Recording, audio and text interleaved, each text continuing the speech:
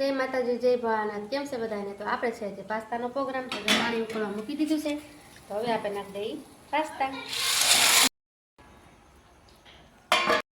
Pasta બફાઈ ગયા છે.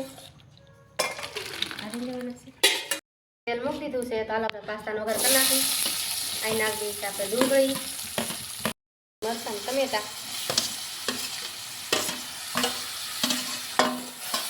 હલાવી નાખીએ. આપણે નાખી દઈએ મીઠું, થોડીક નાખી દઈએ હળદર, થોડુંક નાખી દઈએ ધાણા જીરું. હવે નાખી દઈએ આપણે કાશ્મીરી ચટણી અને હવે મિક્સ કરીને લઈ નાખીએ. આપણા પાસ્તાનો મસાલો બધો પકડી ગયો છે. તો હવે આપણે નાખી દઈએ પાસ્તા.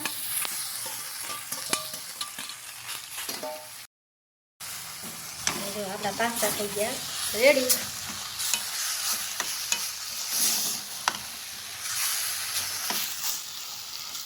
હાલો, આપણા પાસ્તા બની ગયા છે. હવે નાખી દઈએ આપણે કોથમરી.